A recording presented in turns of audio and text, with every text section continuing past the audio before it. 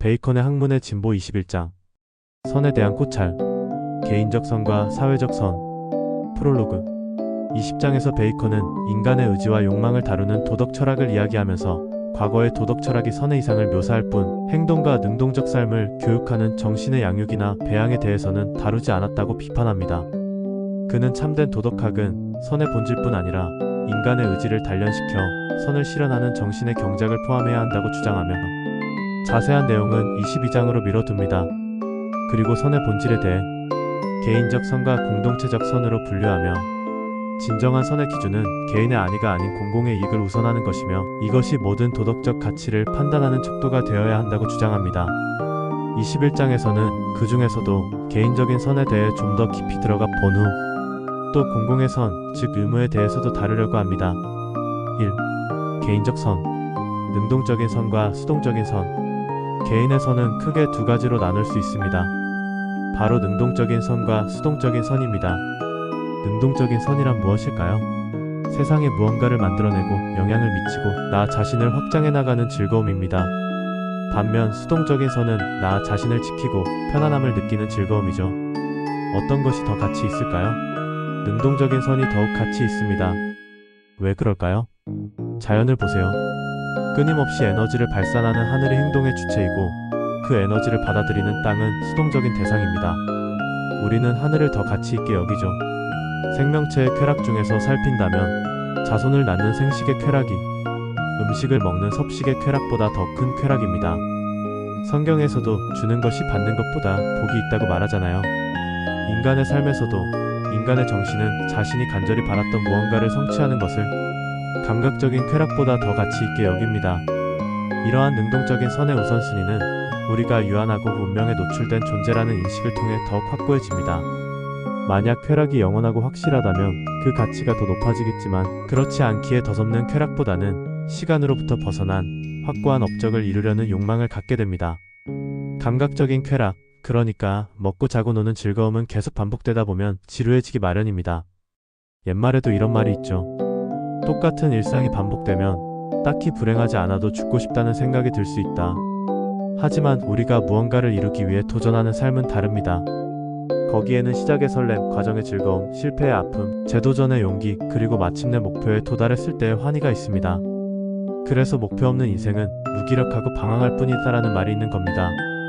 물론 이 능동적인 선이 항상 사회 전체에 좋은 영향을 주는 건 아닙니다.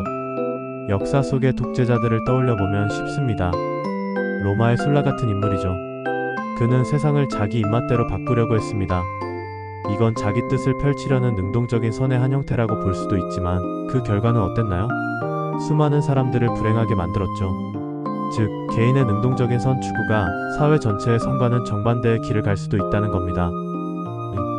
나를 지키고 성장시키는 힘, 수동적인 선. 그럼 이제 수동적인 선에 대해 이야기해볼까요? 이것도 두 가지로 나뉩니다. 1. 보존적인 선, 현재의 나를 그대로 유지하고 지키려는 욕구입니다.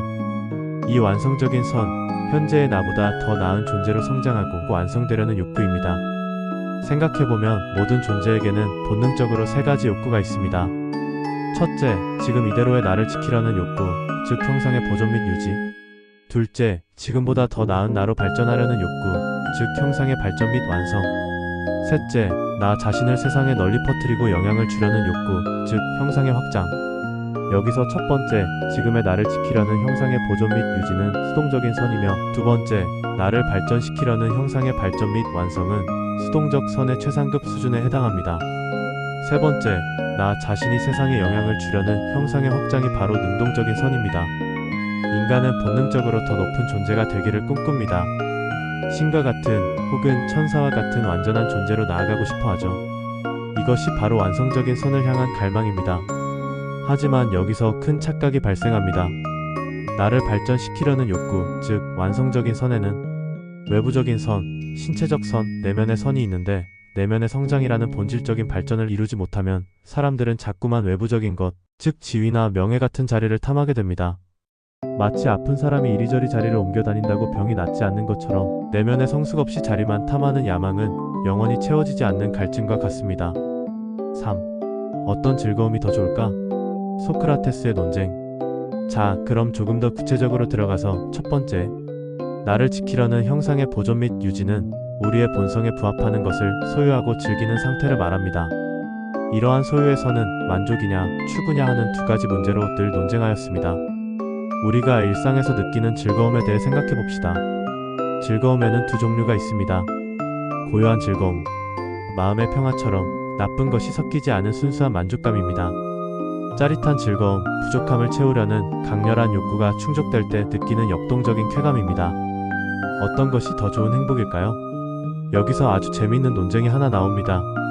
바로 소크라테스와 소피스트의 행복 논쟁이죠. 소크라테스는 말했습니다. 진정한 행복은 마음의 평온함 속에 있다. 소피스트는 반박했습니다. 아니다. 강력하게 원하고 성취하고 그만큼 더욱 즐거워하는 것이 진짜 행복이다. 둘의 논쟁은 격해져서 소피스트는 당신 행복은 그냥 길가의 돌멩이가 느끼는 행복 아니냐 라고 쏘아 붙였고, 소크라테스는 당신 행복은 그냥 가려운 대를 계속 긁는 것과 뭐가 다르냐 하고 맞받아쳤습니다. 둘 다 일리가 있습니다. 소크라테스의 말처럼 마음의 평화를 유지하는 것은 행복의 중요한 요소입니다. 반면 소피스트의 말처럼 무언가를 성취하고 얻어내는 과정 역시 분명 큰 기쁨을 주죠. 4. 진짜 지혜, 평온함과 대범함의 균형. 하지만 이 논쟁 자체가 약간 빗나간 것일 수 있습니다. 정말 중요한 질문은 따로 있죠. 왜 우리는 둘 다 가질 수 없다고 생각할까? 즐거움을 만끽하면서도 그것을 잃었을 때 크게 괴로워하지 않는 강한 마음을 가질 수는 없을까요? 옛 철학자들은 종종 너무 조심스러웠습니다.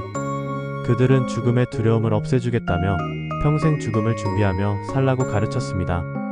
하지만 이건 오히려 죽음을 더 무서운 존재로 만들 뿐이죠. 로마의 풍자시인 유베날리스의 말처럼 삶의 끝, 즉 죽음 또한 자연이 우리에게 준 선물 중 하나라고 생각하는 편이 훨씬 낫습니다. 철학자들은 우리 마음을 너무 평온하고 조화롭게만 만들려고 했습니다. 마치 잔잔한 배경음악처럼요. 하지만 인생은 정해진 악보처럼 격렬하고 어려운 연주가 필요한 순간도 있습니다. 그래서 우리는 보석 세공사의 지혜를 배워야 합니다. 보석 세공사는 보석에 작은 흠이 있을 때 돌 전체를 깎아내지 않고 흠만 살짝 다듬어서 보석의 가치를 높입니다. 하지만 흠을 없애려다 보석이 너무 작아질 수 있다면 보석을 흠과 함께 깎아내기보다 흠이 있는 채로 다듬어 두죠. 우리 마음도 마찬가지입니다. 마음의 평온함을 얻기 위해 삶의 큰 뜻, 즉 대범함을 희생해서는 안 된다는 뜻입니다.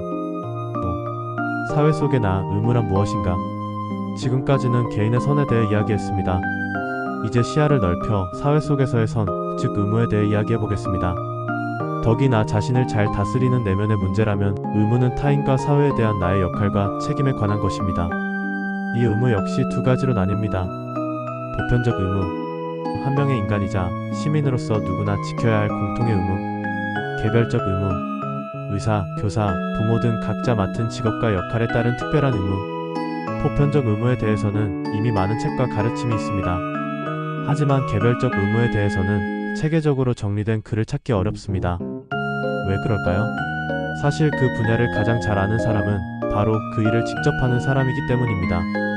아무리 똑똑한 평론가라도 직접 경기를 뛰는 선수만큼 그 경기를 잘 알 수는 없죠. 물론 자기 분야에 대해 글을 쓰는 사람들은 자기 직업을 너무 과대포장하는 경향이 있긴 합니다. 하지만 그럼에도 불구하고 자신의 분야에서 실제로 활동하는 전문가들이 직접 글을 쓰는 문화가 더 많아져야 진정으로 깊이 있는 지식이 쌓일 수 있습니다. 6. 빛과 그림자. 악을 알아야 선을 지킬 수 있다. 자, 여기서 한 걸음 더 나아가야 합니다. 개별적 의무, 즉 각자의 직업과 역할에 대한 의무에서 그 의무와 반대되는 측면, 즉 각 분야에 존재하는 사기, 속임수, 비리 같은 어두운 면에 대해서도 알아야 합니다. 지금까지 이런 주제는 주로 풍자나 냉소의 대상이었습니다.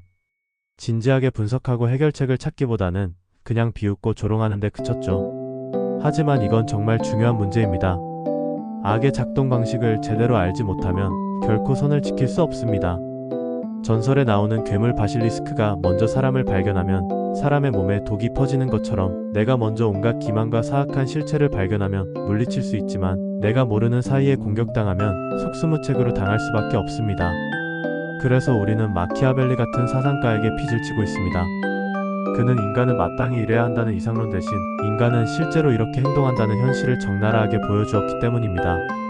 뱀의 교활함과 비둘기의 순수함을 함께 가지려면 먼저 뱀이 얼마나 비열하고 어떻게 움직이며 언제 독을 뿜는지 정확히 알아야 합니다. 그렇지 않으면 우리의 선함은 아무런 힘도 발휘하지 못하는 무방비 상태에 놓이게 됩니다. 악한 사람들을 설득하고 바꾸려면 그들의 생각과 논리를 꿰뚫고 있다는 것을 보여줘야 합니다. 그렇지 않으면 그들은 당신의 도덕적인 조언을 그저 세상 물정 모르는 순진한 소리로 치부해 버릴 겁니다. 7. 의무의 저울. 무엇이 더 중요한가? 사회 속에서의 선, 즉 의무를 다루는 지식은 마지막으로 비교의 문제를 다룹니다. 삶에서는 어떤 의무와 다른 의무가 충돌하는 상황이 자주 발생합니다. 개인의 의무 vs 공공의 의무. 로마의 브루투스는 공화국을 위해 반역을 꾀한 자신의 아들들을 직접 처형했습니다. 공공의 의무로는 칭송받을 행동이었지만 한편으로는 그는 얼마나 불행한 사람인가 하는 평가도 있었죠. 하나의 악 vs 더 큰 악. 카이사르를 암살하기 전 브루투스와 동지들은 독재자를 죽이는 것이 옳은가를 두고 토론했습니다. 독재는 최악의 악이다라는 의견과 독재가 내전보다는 낫다는 의견이 팽팽히 맞섰습니다. 작은 불이 대 더 큰 정의. 더 큰 정의를 위해 작은 불의는 눈 감아줄 수 있는가? 라는 질문은 지금도 우리 사회에서 가장 흔하게 벌어지는 논쟁입니다. 이에 대한 옛 현인의 대답은 명확합니다. 당신이 지금 당장 실현할 수 있는 정의는 눈앞에 있지만 미래에 온다는 더 큰 정의를 보증해줄 사람은 아무도 없다. 결론은 이것입니다. 우리는 지금 이 순간 정의로운 것을 추구할 뿐 미래의 결과는 신의 섭리에 맡겨야 합니다. 이것으로 선의 일반적인 부분들을 예시하고 설명하는 것을 마칩니다. 21장의 핵심. 도덕 철학은 개인적 선과 공동체적 선으로 구분할 수 있습니다. 이 중 개인적 선은 만족을 얻거나 나를 성장시키려는 수동적 선과 나 자신이 사회에 영향을 미치려는 능동적 선으로 나눕니다. 이 중 유한한 삶을 넘어 업적으로 남는 능동적 선이 더 우월하지만 이보다 더 중요한 것은 사회를 향한 선인 의무입니다. 진정한 의무를 다하기 위해서는 선뿐만 아니라 세상의 악과 기만까지 아는 실질적인 지혜가 필요합니다. 의무들이 충돌할 경우 불확실한 미래의 이익을 위해 현재의 불의를 행해서는 안 됩니다. 즉 개인의 완성을 넘어 사회적 의무를 지혜롭게 실천하는 것이 최고의 선입니다.